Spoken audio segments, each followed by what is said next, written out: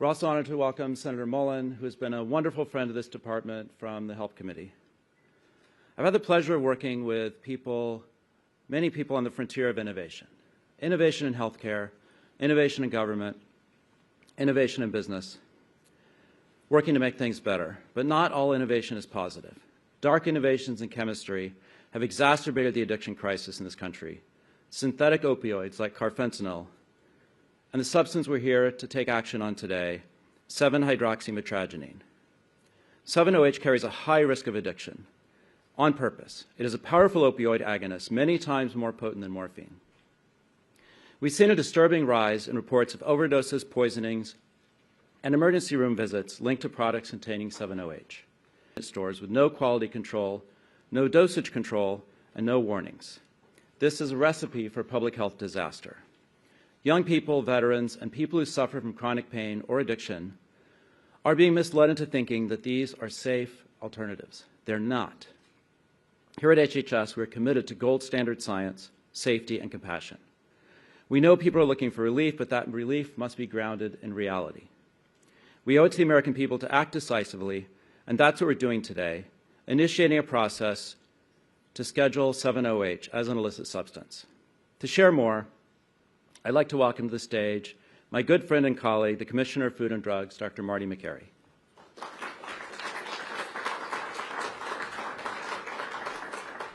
Thank you, Deputy Secretary O'Neill. It's great to be here. 7-OH is not just like an opioid. It does not just have opioid binding properties. 7-OH binds to the mu receptor, which means scientifically, by definition, it is an opioid. And yet it is sold in vape stores, in smoke shops, in convenience stores, and gas stations that are popping up all over the United States, and nobody knows what it is. It is a synthetic concentrated byproduct of Kratom. Our focus is not on Kratom. Our focus is on 7-OH, which, according to the Journal of Medical Chemistry, is 13 times more potent than morphine. We have a history in public health of being asleep at the wheel. 30 years after cigarettes were widely used, then we started raising public health concerns.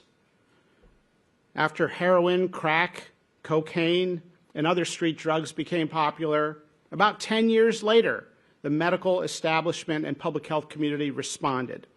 18 years after the approval of OxyContin by the FDA, we woke up to a terrible crisis that may have killed almost 1 million Americans. And then again, right afterwards, with fentanyl. We have a history of being asleep at the wheel. For the sake of our nation's children, let's not get caught flat-footed again. Public health is supposed to prevent disasters, not just clean them up after they killed thousands and thousands of people. Why do we get caught flat-footed time and time again? In my opinion, it's because of a disconnect between the ivory towers and the streets. Have experts been to the vape stores? It affects what we see in the operating room. I learned from living and working in inner-city Baltimore that you have to be proximate to a problem to understand it. We can't just talk about it on panels at medical conferences and in the ivory towers of the medical establishment. I saw on the streets of Baltimore how some of my patients that I would bump into switched from the prescription opioid that I would prescribe to heroin because they couldn't afford the copay. I've been surprised going to these vape stores at what I'm seeing. First of all, roughly 85% of the vape products are illegal vape products. We know that because the FDA publishes a list of legal vape products, and no cutesy, fruity flavor designed to appeal to children or a video game vape product device is legal or approved by the FDA. I've been surprised at the candies and gummies and drinks and ice cream cones. Here's one drink with 7-OH in it. There are other products that get added to drinks. Do we understand what 7-OH is at public health scale. Let's not get caught flat-footed again. We're not targeting the kratom leaf or ground-up kratom. We are targeting the concentrated synthetic byproduct that is an opioid. The Trump administration is deeply committed to preventing another wave of the opioid epidemic. And this is deeply personal for many people. It's deeply personal for the Secretary of Health and Human Services, who will share how at a young age he struggled with addiction. It's personal for a family friend, a good family with a good kid who is addicted, knows they're addicted, wants to stop their addiction, but can't stop. That story is going on all across the United States, and we don't have research or numbers or statistics on the scale of that problem. Let's not allow another wave of the opioid epidemic to catch us blindsided again. I've met some of these families. Let's be honest, there's also a lot we don't know. This may be the calm before the storm. It may be the tip of the iceberg, but let's be aggressive and proactive. Today, the FDA is announcing that we are initiating action to recommend scheduling of 7-OH as a controlled substance by the DEA. We are also releasing a report on 7-OH to educate the public, including the other names it goes by. And finally, we need to educate the public, including the medical community. I've talked to many doctors who don't know what 7-OH is.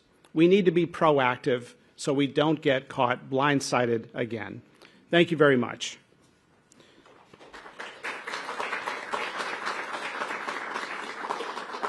Now I'd like to introduce DEA Assistant Administrator Tom Provoznik. Tom, if you could come up here. He leads the Diversion Control Program Office, and he's worked with HHS to uncover billions in healthcare fraud. Thank you, Tom.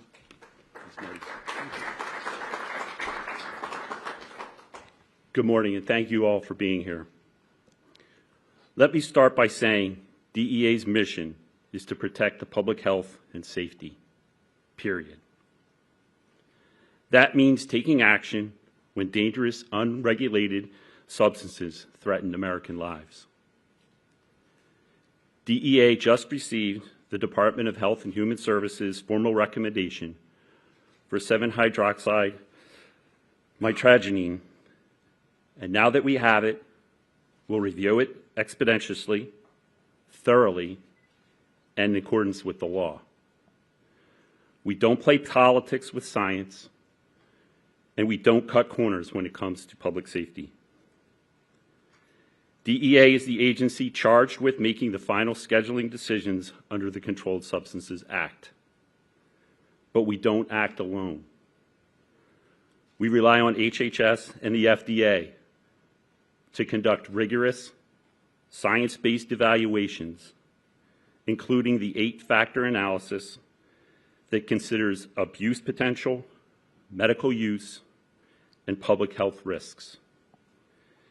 DEA will now begin the legal rulemaking process, which includes an opportunity for the public to comment before any final scheduling decision is made.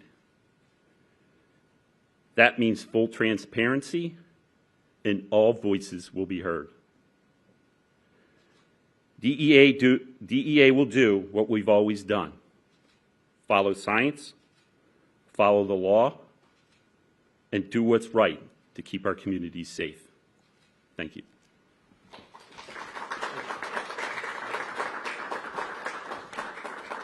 Thank you, Tom. One of the dangerous things about 7-OH is how much confusion it can cause.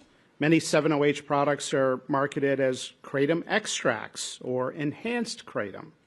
But in reality, they are the concentrated synthetic potent form that is an opioid.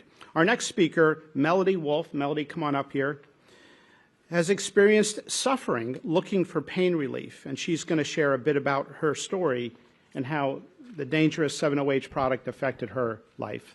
Thank you, Melody.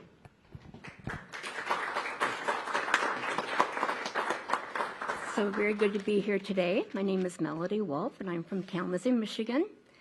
I have 3 grown children, And I'm going to be celebrating my 39th wedding anniversary on July 31st. So I'm very happy to get to do this and have my family see me doing this today. I'm also a 20-year chronic pain patient. I spent 8 of those years in bed. Our home was a pretty dismal place. My kids had fans on in their rooms at night because they needed to sleep and they couldn't hear me crying in the downstairs. They were able to go to very few activities because I was bedridden. And they had no parent to take them. My husband was working, and so missed out on a lot of activities that they should have been at.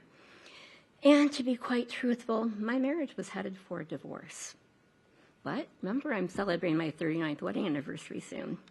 I saw many doctors at the Cleveland Clinic, the University of Michigan Rheumatology, and so many specialists. I was taking up to 11 medications at one time from one doctor, and one of them being the highest patch count for fentanyl. It didn't really help my pain. It made it easier to take because it made me sleep a lot, it made me groggy, but you know what? It also made me mean.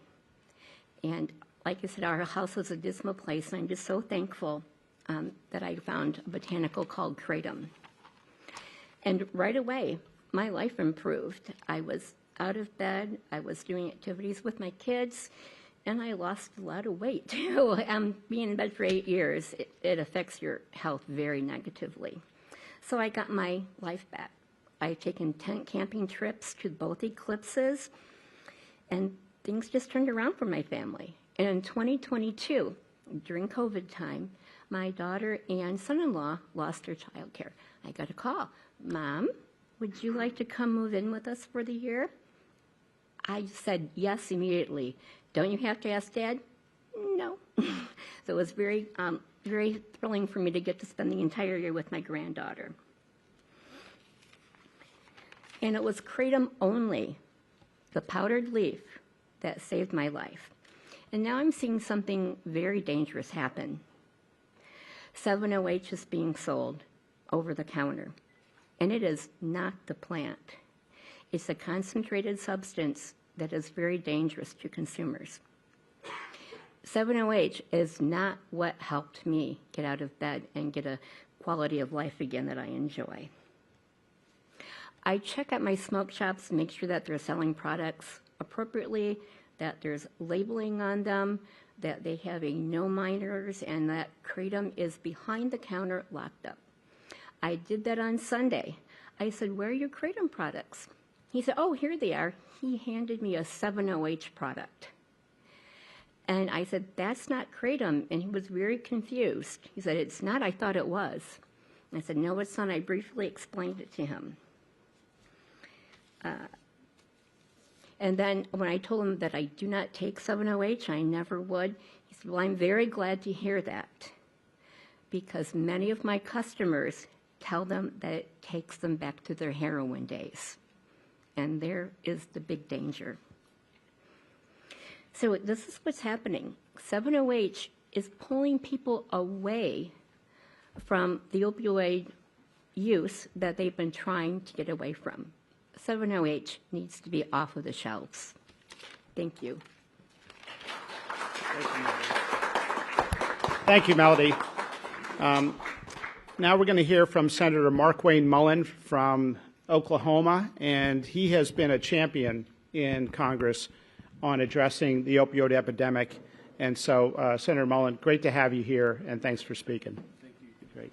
Thank you, sir. Appreciate it. You know, we all get involved in issues for purposes of either passion or personal experiences. And with the opioid crisis or the drug epidemic we've had throughout the country, it's affected almost all of us, either directly or indirectly. For us, my wife and I, it's affected us directly. You know, unfortunately, we have family members that we love and we want to take care of. And if you've ever dealt with a family member that is struggling with drug use and you're the caregiver of that individual, they go missing for days. And you're worried about your phone ringing. You're afraid to be away from your phone. The phone rings at 2 o'clock in the morning, you pick it up because you're afraid to hear what you're worried about 24/7 is they found him dead. And typically it's, hey, I got arrested. I got in a fight. I'm in trouble. Got stabbed. Can you come get me? And the list goes on. And I could give you horror stories of all the phone calls that my wife and I received over the last 20 years. And then when someone goes and they go to rehab and you get out, and because, my Lord, we've been to every rehab center you can imagine, and I'm sure some of you guys have experienced the same thing. And they're clean, they're doing better, and they find out they can go to a gas station or a vape shop or a skate shop or a bike shop, and they can find something that's legal for them to take that gives them the same high, and they can still pass drug tests even though they're on probation, and yet it's a road to the same addiction. And you see the pattern, you see it in their face, you see it in their eyes, you see it in their words, you see it in their behavior, and you're going, oh my gosh, here we go again. And you go get them drug tests and they're passing, you're going, what is going on? How can they pass this? What are you doing? I'm not doing anything. I'm not doing anything illegal. But you can read it because you've been with that loved one so long, you see it, and you're helpless. And once again, you know where the road is headed. And then honestly, those of our family members that we've struggled with addiction, when they actually get put in prison, it's probably the first night you actually sleep well. Because you know where they're at. You know you're not going to get that phone call. You don't like it, but you can breathe for the first time. And in our case, a person gets out after years in prison, and they find it in a drugstore again. And these individuals that are selling it know what they're doing. They know the individuals they're targeting. They know the loophole and selling it as a dietary substance. Well, they probably do lose weight, but not for the purposes that we would like them to.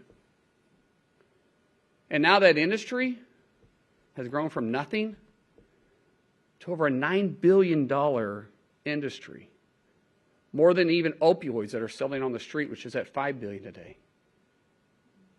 Because they justify it. It's legal. But it's an addiction that's ruining lives. It's an addiction that's truly killing people because it leads them down a road that sometimes they'll never recover from. And we've known this. And for the first time, we have a secretary that not only has a backbone to do something about it, but he does it because he has personal experience. He understands addiction better than probably any of us in this room. And it takes somebody like that understands the danger that this causes to stand up and push against this, I say, illegal industry, because they're using every loophole they possibly can.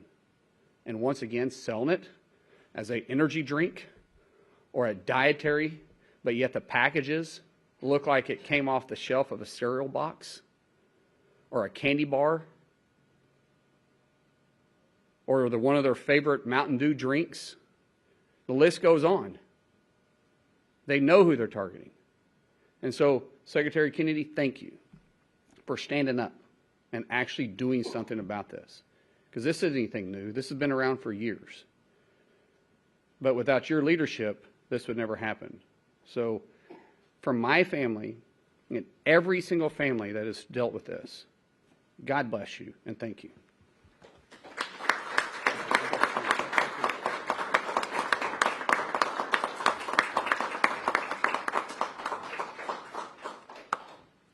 Thank you very much. Thank you for those kind words.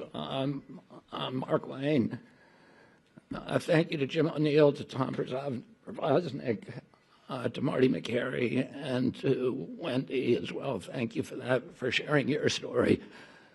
I spent 14 years a heroin addict, and I've been 43 years in recovery.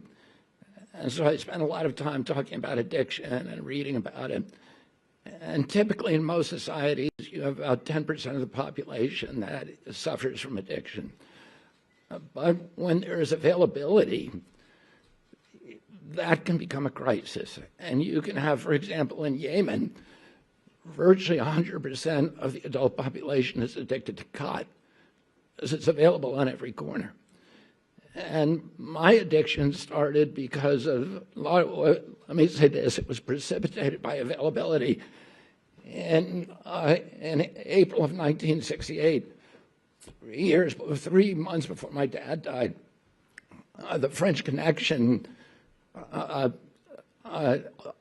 biggest heroin bust in history, heroin recovery, happened all together. They got out of one automobile 200 pounds of heroin, of pure heroin, and they ended up getting, I think, about 1,600 pounds over time.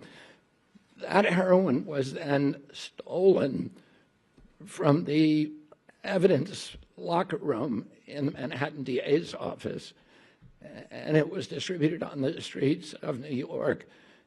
And for several years, there was $2 heroin, so it was available in deuces. And there were people on every corner in Harlem, every corner in the Lower East Side, who were selling $2 heroin. And 72nd Street in Central Park, there were over 100 dealers selling it at that time. And, you know, I had iron willpower in other parts of my life. I gave up candy for Lent when I was 13. I never ate candy again until I was in college. I gave up desserts for Lent the following year, and I never had another dessert till I was playing sports in college and trying to bulk up for sports. I felt I could do anything with my willpower, but this compulsion was absolutely impervious to my will. And part of the problem was just the availability. It was too easy to get this drug for me. And if you look at the waves of addiction that Marty talked about throughout history, they're all precipitated by availability. Morphine was invented in 1803, and during the 1880s and 1890s, there was an addiction crisis in this country. One, because of the availability of opium that was coming in through immigrant supply chains. And the other was there was a lot of Civil War veterans who had become addicted, and it was widely available. Cocaine was available in medicinal drinks and in popular drinks like Coca-Cola. And Congress, in response to that crisis, made heroin and cocaine illegal in 1914. And we had a break from it for many, many years. And then the drug culture began in the 1960s, where it was psychedelics, et cetera. But the real addiction crisis began after 1969, when that heroin became available. And you got a whole generation that was hooked on that. And then in 1970, Congress again acted to criminalize heroin possession. And we got a little bit of freedom until the 1980s, when there was the drug cartels in Mexico and elsewhere developed supply lanes through the Bahamas and Mexico that the DEA was not ready for at that time. There were huge surpluses of cocaine in our country, and the drug dealers figured out a way to market it very cheaply through a new form of cocaine called crack. And throughout the 80s and 90s, we had the crack crisis in our country because of the availability. And then in 2000, we had the oxycodone crisis because suddenly opiate pills were available, partly because of the agency capture at FDA that Marty is now dismantling. And with that, FDA's action abetted that crisis. And so when we have that availability, it turns into a national crisis. And we're still losing 80,000 kids a year. 3 years ago, we lost 106,000 kids to addiction. That's double the number of children that died, of American kids who died during the 20-year Vietnam War. It's 2 Vietnam Wars worth of casualties a year from this crisis. And as Markwayne said, all of us are touched. President Trump is touched. His family also suffered from addiction. My family, I lost a brother to this disease. I lost a niece during COVID, a niece who I raised in my house, who was like a daughter to me. I lost another niece to injuries, who's now a quadriplegic because of this disease. But all of our families are touched, every American family. The financial cost to our country is in the trillions, and what we're determined to do is to avert a fourth wave of addiction. You know, I became an addict because it was so available, but I still had to go to Harlem, or I had to go to the South Bronx, or I had to go to the Lower East Side. And now you can go to any gas station. And the people who are marketing these drugs, we were met with Pam Bondi yesterday talking about this issue, and with these people from the DEA, and they showed us maps of the places where the vape shops and the smoke shops where this stuff is being sold. And they're around military reservations in our country, and there's, you know, the DEA has done measurements of urine in our troops, and they're skyrocket. The more it's directly correlated to the number of vape shops in their area. They're putting them around schools, they're putting them in our poorest neighborhoods, and now they're putting them in every gas station. And they're marketed for children. They're gummy bears. They're bright colors. They're candy flavored. This is really a sinister, sinister industry. As Marty pointed out, our agencies have been asleep at the wheel for all of these other crises. And now we're going to wake up and we're going to stop this before it starts. So I want to thank all of these ladies and gentlemen for their commitment to making sure that this does not happen again in our country and averting the fourth wave of addiction. Thank you very much.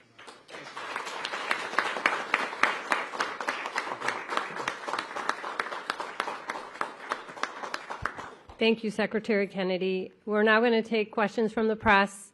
If you can please keep your questions to the reason we're here today, and also give your first name, last name, and outlet. We have a microphone for you. David Lim with Politico. Thanks for taking my question. In 2018, former FDA Commissioner Scott Gottlieb said FDA scientists conducted an analysis suggesting that kratom compounds had opioid-like properties. And he said that there is, quote, no evidence to indicate kratom is safe or effective for any medical use. I know the FDA's warning letters and the actions today are concentrated on concentrated 7-OH products, but does the government today believe kratom itself is safe to consume? And then secondly, the DEA previously attempted to temporarily schedule 7-OH in 2016 before backing off after receiving public blowback. Is the Trump administration prepared to finalize the scheduling process, even if it receives similar concern now? So, first of all, we're not prepared to say anything is 100% safe, especially when it has psychoactive properties. But what we are saying is that our focus is on synthetic concentrated kratom. And you point out a good point, and that is that if we talk about all 7-OH, then we're not distinguishing to the public the risk stratification of the synthetic concentrated from the trace amounts of 7-OH that naturally appear in the kratom leaf and have for centuries and have been used in teas and other things. So our scheduling recommendation will delineate trace amounts from synthetic concentrated amounts. Great question. Thank you.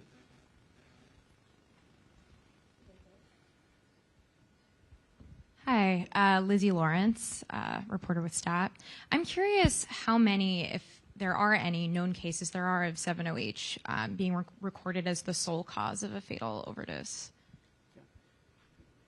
We have terrible statistics because if somebody comes in with 7-OH overdose, I'm not even sure a doctor would know to ask about 7-OH. Very few doctors I've spoken with know what's in these vape stores or know what 7-OH is. I've had to explain it to the dozen or so doctors I've talked to. So I think we're just starting to understand.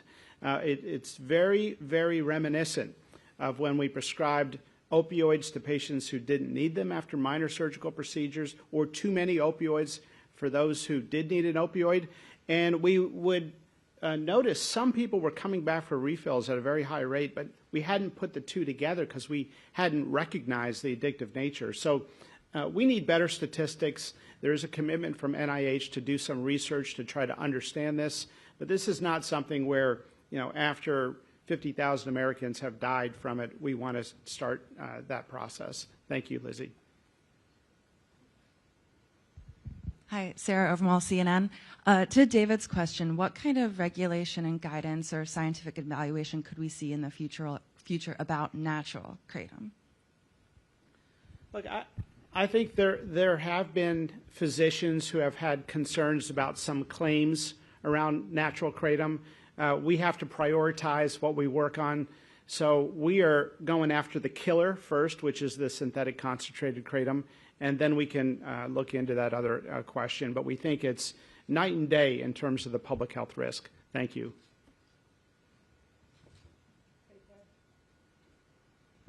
Hey, thank you. I'm Scott with CBS. You mentioned the doctors need to become more familiar with the danger here, and you've issued a letter, I think, today to doctors. But what, in fact, changes today?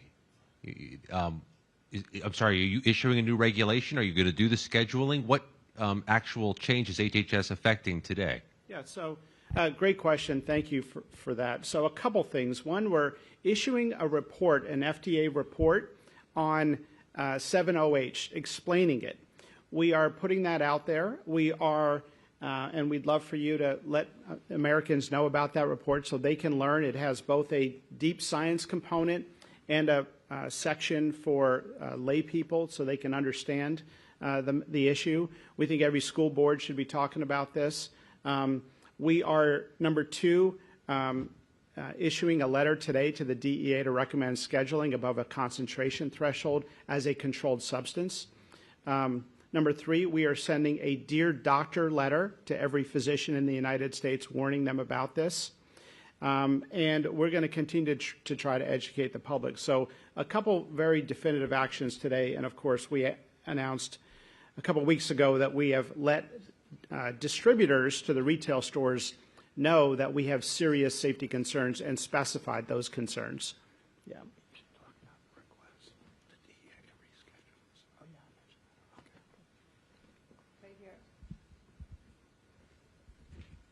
Hi, Margaret Manta with Notice. You said that you're thinking about this in terms of concentration, where it's like trace amounts of 7-OH and kratom versus, the much more concentrated product. Is this a framework that you think the FDA could use for other dietary supplements? I think it's a good idea. Thank you for suggesting it. We do something called an 8-factor analysis. So our scientific team and the scientific team at the DEA independently try to evaluate, is there a threshold? And they look at animal studies and a whole bunch of other criteria to look at dependence and addictive thresholds. So we have a threshold that is calculated in 2 different mathematical ways to try to distinguish what we're talking about with concentrated kratom from the trace amounts that appear in the kratom leaf. Thank you.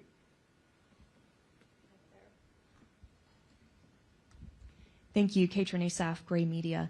I know you said this process is just beginning, but of course that takes time. So in the meantime, can you tell us how quickly can we see these products removed from shelves or at least made harder to obtain? And then what message do you want to give to Americans who are seeing this and saying, oh, I thought it was totally safe and maybe still today can actually go and get it?